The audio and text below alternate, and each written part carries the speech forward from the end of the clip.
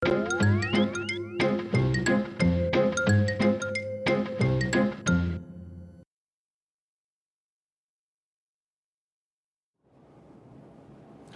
안녕하십니까. 깡세클럽 강재훈입니다.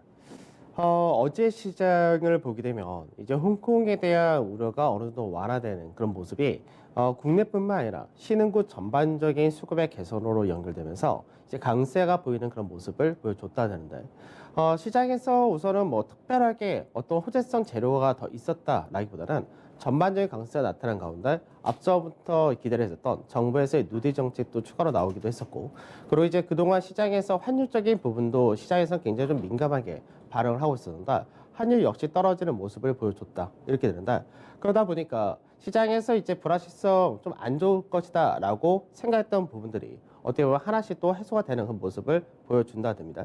다만 아직까지 미중 간의 갈등이라는 부분은 남아 있다, 이 부분이 있고요. 미국 내에서의 어느 정도 계속해서 시위가 확산되는 부분, 이 역시도 약간은 시장에서 경계감을 갈 수 있다 정도로 생각해야 되는데, 이번 주까지는 아직까지는 뭐 경계가 가질 필요 없다라고 전망을 하는데, 다음 주부터 조금 그 부분이 나타날 수 있는 부분이 확대될 수 있기 때문에 다음 주에는 좀 주의를 해야 된다 정도만 생각하시면 될 것 같습니다.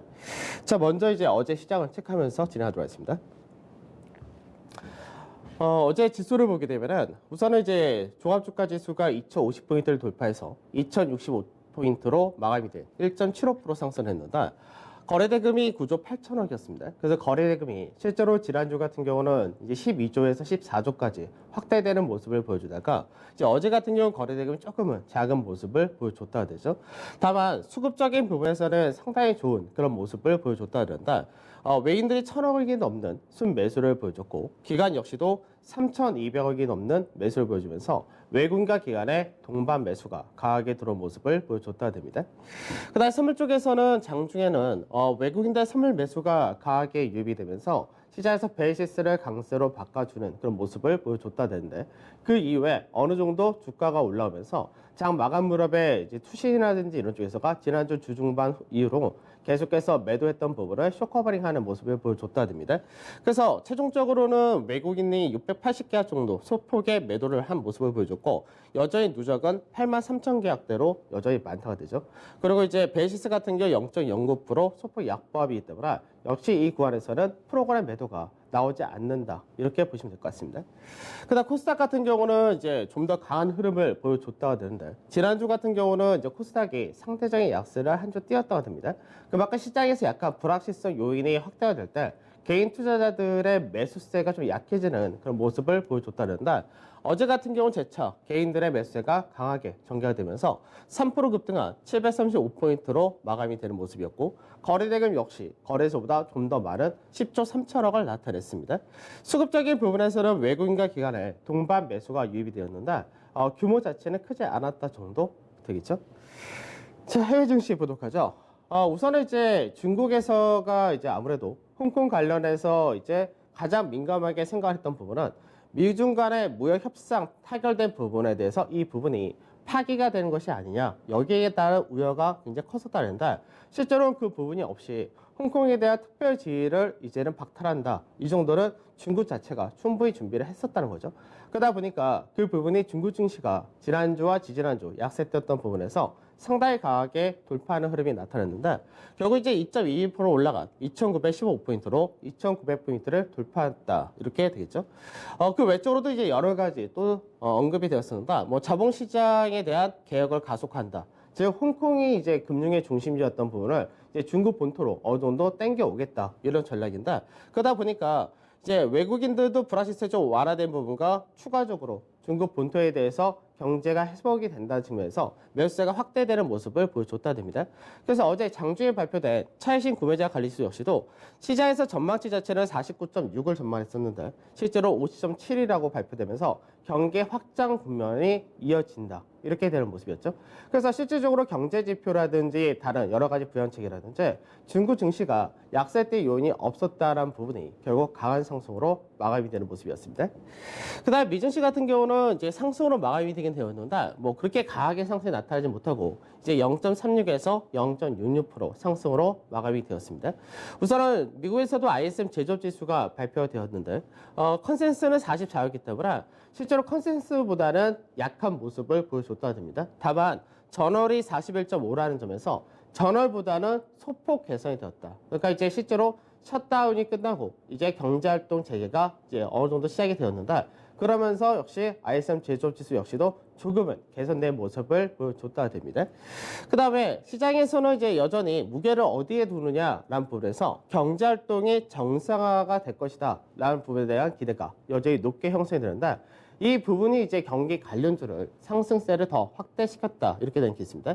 그래서 특히나 자동차 같은 경우가 이제 국내에서도 어저께 현대차 그룹이 5월달 차량 판매를 발표를 했지만 전년 대비해서는 큰 폭의 감소를 보였지만 전월 대비해서는 증가세를 보였다는 부분이 결국 서서히 이런 쪽에서도 이제 개선이 된다 이런 측면이 자동차의 강세가 그대로 나타났고 금융이라든지 철강 같은 이런 쪽이 강세에 띄었다 됩니다. 그 다음에 최근 들어서 어제 국내도 마찬가지지만 전 세계적으로 이제 코로나 관련된 임상실험, 치료제라든지 백신에 대한 연구가 계속해서 진행된다. 이쪽에 대한 긍정적인 이슈가 계속해서 나온다 됩니다. 그러다 보니까 코로나19로 인해서 피해를 봤던 쪽에서가 오히려 이제 괜찮아질 거다라는 전망이 높아진 반면에 오히려 치료제를 개발하고 이런 헬스케어 쪽에서 차익 실현이 떨어지는 모습이 나타난다는 부분 좀 체크하셔야 될 것 같은데 그래서 언택트 관련 쪽이 오히려 약세 띄는 흐름이 점점 강해진다가 됩니다. 그래서 헬스케어와 반도체 같은 경우 소폭의 약세를 보였다 정도 되고 변동성 지수는 뭐 크게 변동이 없이 소폭 상승한 28.23에서 마감되었습니다. 그 유가는 이제 오펙K가 있었는데 오펙K를 일주일 정도 더 앞당겨서 감산을 유지할 가능성이 높아진다. 이런 식으로 시장에서 기대치가 높아지면서 유가는 이제 35불선에서 유지하는 모습을 보여줬다 되고요. 그 다음에 MSCI 코리아 인덱스 같은 경우는 어저께 국내 증시가 강세 띈 부분도 있지만 환율적인 부분에서도 크게 떨어진 모습을 보여줬기 때문에 2.58%라는 상승을 크게 나타냈습니다. 그리고 달러 인덱스가 97.8로 0.5% 하락을 했다가 되죠. 그래서 미 달러 인덱스가 약세를 띄었다. 이 부분은 신흥국 통화의 강수로 연결되기 때문에 그만큼 중국과 미국 간에 어느 정도 우려가 높았던 부분이 완화되면서 달러 인덱스가 더 약세가 확대되는 그런 모습을 보여줬다가 됩니다. 그래서 국내 원달러 환율도 1223원까지 역의 환율로 마감이 되는 모습을 보여줬다가 되죠. 자, 중국 증시 잠깐 보도록 하죠. 중국 증시가 이제 계속해서 2,900이라는 선을 이제 지지난주 같은 경우는 저항을 인식하고 돌파하려고 하는 흐름을 보이다가 처음에 이제 돌파하는 흐름을 보이다가 이제 떨어졌던 부분이 결국 홍콩 관련된 이슈가 불거지면서 하락이 나타났다 되죠. 다만 2,820이라는 저점 추세 라인 때는 지켜준 흐름을 보여주고 나서 어저께 강하게 돌파가 나는 모습을 나타냈답니다. 그래서 작은 구간에서의 쌍바닥이기도 하면서 상가 패턴의 상단을 돌파하는 흐름을 보여줬기 때문에 전체적인 중국의 추세 자체가 이제는 위쪽 방향으로 열렸다 됩니다. 그래서 중국 같은 경우는 이제 2,900포인트라는 라인대가 이제 지지를 받는 그런 구간이 될 것이고, 이제 3,030포인트 전후가 이제 추가적인 상승이 열려있는 그런 구간이 되는데, 3,030포인트 정도가 가게 되면은 주봉상에서의 상단 추세에 진입을 한다가 되기 때문에 이 라인대에서 한번 저항을 받는다가 될 것이고, 그러다가 그 라인대도 넘어간다면은 중국 증시 자체는 이제 바닥을 만들고 하반기 경기가 회복된다는 기대감으로 인해서 상승세를 더 뽑을 가능성이 높다. 이렇게 보시면 되겠죠. 그래서 중국에서의 강세라는 부분이 실제적으로 이제 어떤 성장주라든지 이런 쪽보다는 약간은 기존의 인프라 투자라든지 이런 쪽이 더 내수를 중심으로 해서 활성화시킬 수밖에 없는 여건이기 때문에 이런 쪽에 국내 증시에서 얼마만큼 모멘텀을 받아주느냐 이게 중요할 것 같습니다. 자, 환율 쪽으로 하나씩 체크해 보죠.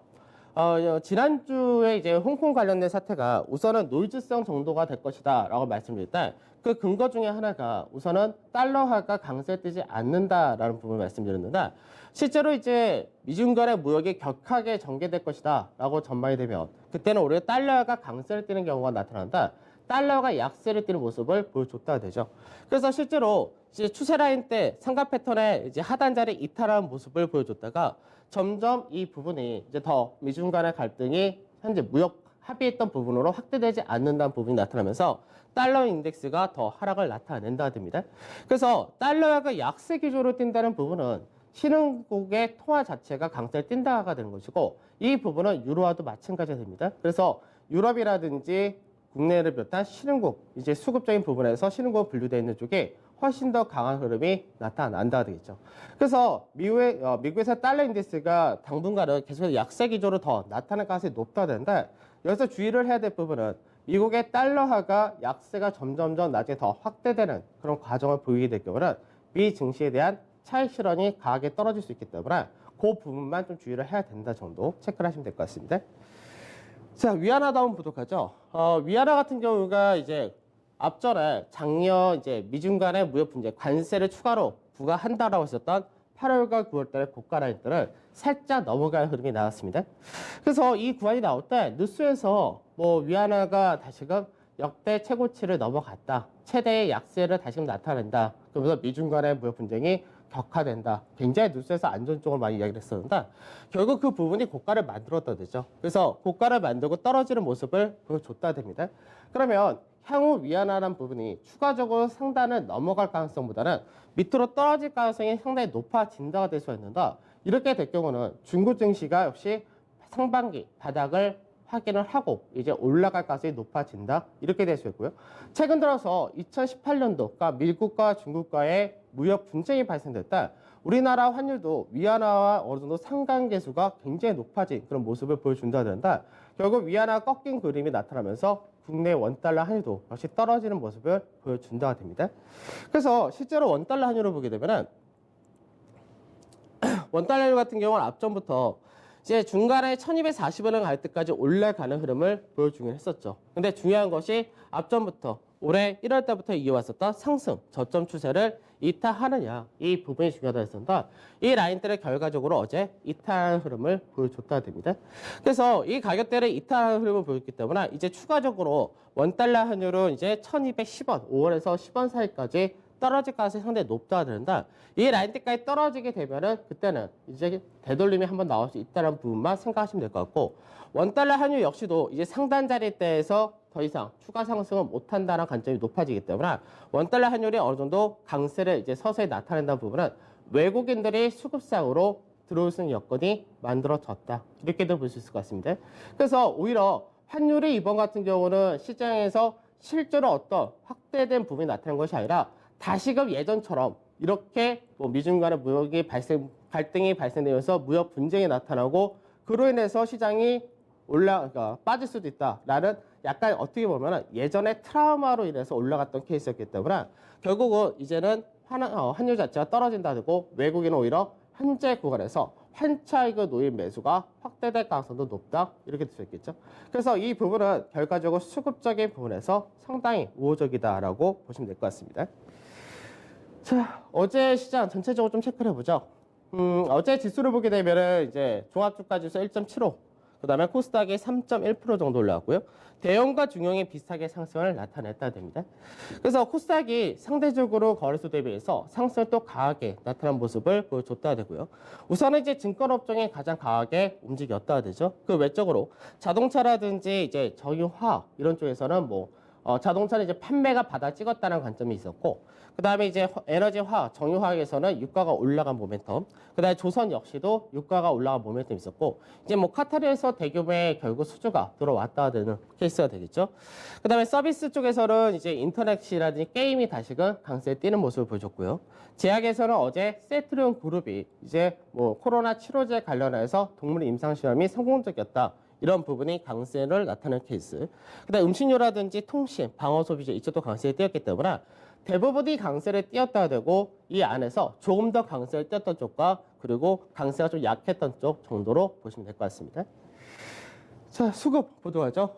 수급을 보면 우선 외국인들 같은 경우 어제 세트리온에 대해서 매수가 강하게 들어온 모습을 보여줬다 되고요. 그 외적으로는 SK텔레콤 같은 통신, NC소프트라든지 네이버 같은 게임과 인터넷 서비스 업종, 그 하이닉스가 동반 매수가 유입이 되었다 되고, 그 외적으로 이제 핸드폰 부품, IT 가전에서 스마트 부품 쪽에서도 KG 바텍이라든지 이런 IT 부품 쪽도 코스닥 쪽에서 강하게 유입되는 모습을 보여줬다 됩니다. 그 다음에 매도 쪽을 보게 되면 매도에서 이제 세트리온 헬스케어가 매도로 좀 많이 나타났고 에코프로비엔 같은 뭐 2차 전지 많이 올라간 쪽이었겠죠. 그 다음에 이제 OCI 같은 태양광 관련해서 뭐 정부에서의 그린 뉴딜 정책의 수혜주다라고 하긴 했었지만 업황이 안 좋다는 부분이 있겠고, 그다음에 파미셀이라든지 뭐 이런 뭐 치료제 관련된 쪽에서가 좀 하락이 나타났고, 카카오는 역시 동반 매도가 아직까지 이어진다 정도, 다만 규모는 크지 않았다 정도 이렇게 되는 모습이었습니다.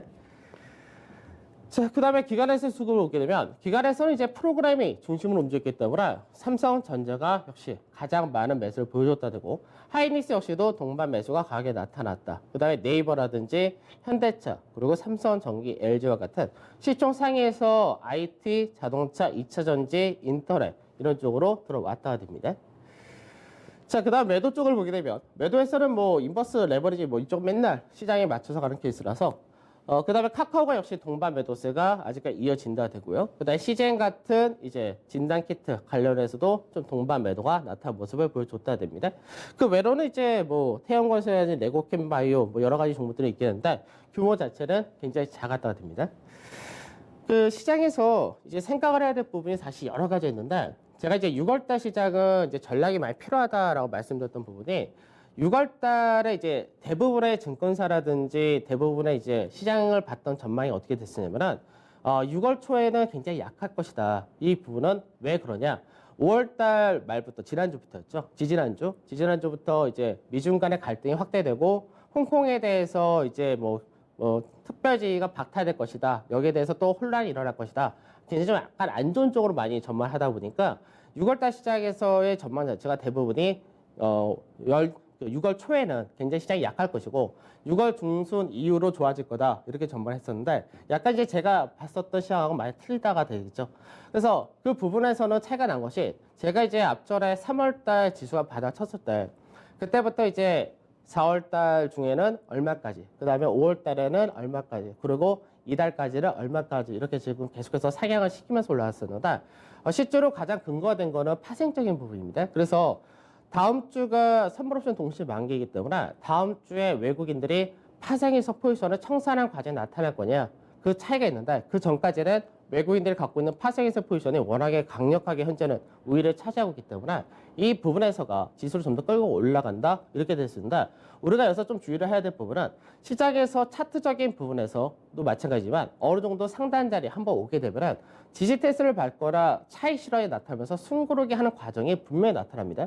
근데 그 숨고르기 과정폭이 시장에서 예전 같으면 5%, 7%만 조정을 받아도 굉장히 큰 폭의 조정이고, 이 부분이 종목별로는 심하게 떨어지는 거는 이 5에서 7%면은 실제로 20%가 넘는 하락이 떨어진다 그러는데, 그 부분을 어느 정도는 준비를 하시라고 어제부터 말씀을 드리고 있는데, 이거를 단순하게 시장이 제일 고가에 왔을 때 정리를 한다, 이게 쉽게 되지가 않습니다. 왜 그러냐면 종목별로 더 많이 올라가는 순환 형태로 강세, 약세, 강세 이렇게 나눠지기 때문에 이걸 한 번에 다 수익실을 최고까지 판다는 생각이 욕심인 거고, 어느 정도 올라올 때 비중 축소를 하는 과정을 사실 이번 주부터 하시라고, 이번 주 시장 전망 자체는 상승이지만 어느 정도 대비를 하시라는 얘기를 계속 하고 있는 겁니다. 그래서 실제로 종합주가 지수를 보게 되면 종합주가 지수는 시장에서 사람들이 불안했던 구간은 사실 이 구간이었는데, 이 구간에서 1900선 라인 때 전후였었죠. 그러니까 이 구간에서 거의 다 왔다고 생각했는데 계속해서 현재는 올라가는 모습을 보여주는데, 추세 자체를 현재는 이 단기 추세를 계속해서 지지를 받으면서 올라간 모습을 보여준다 됩니다.